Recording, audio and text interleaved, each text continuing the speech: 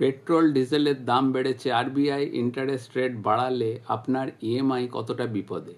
ডিজেলের দাম 1 টাকা বাড়লে ইনফ্লেশন বাড়তে পারে 0.15%, আর ক্রুড অয়েল যদি 60 টাকা থেকে 110-এ যায় তাহলে ইএমআই, লোন, মার্কেট সব কাঁপতে শুরু করে। ভাবুন, একটা ট্রাকের ডিজেল খরচ বাড়লো, তার মানে ট্রান্সপোর্ট কস্টও বাড়লো, তার মানে সবজির দাম, খাবারের দাম, ডেইলি এসেনশিয়ালস সব এক্সপেন্সিভ। ডব্লিউপিআই ইনফ্লেশন যদি 7.5% ক্রস করে, সিপিআই 1 থেকে 1.25% পর্যন্ত বাড়তে পারে। তখন আরবিআই কি করে?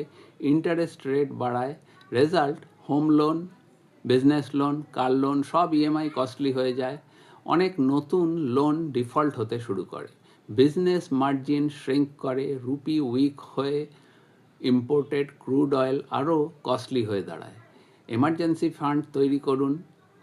এই ক্ষেত্রে কমপক্ষে 6 থেকে 9 মাসের এক্সপেন্সেস রেডি রাখুন। 2, হাই ইন্টারেস্ট লোন দ্রুত ক্লোজ করুন। আজ 12% ইন্টারেস্ট হলে কাল 14% হতে পারে। 3, এসআইপি বন্ধ করবেন না, মার্কেট কারেকশানে লং টার্ম ওয়েলথ তৈরি হয়।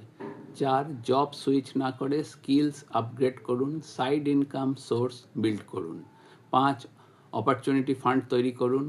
ক্র্যাশের সময় স্মার্ট ইনভেস্টর অ্যাসেট গ্র্যাব করে। ধরুন এফডি ইন্টারেস্টে 2 লাখ ইনকাম হলো, 30% স্ল্যাবে ট্যাক্স 60,000, কিন্তু ট্যাক্স এফিসিয়েন্ট ইনভেস্টমেন্ট প্ল্যানিং করলে ট্যাক্স কমে 15,000 থেকে 20,000-এর মধ্যে আসতে পারে। Difference 40,000 plus.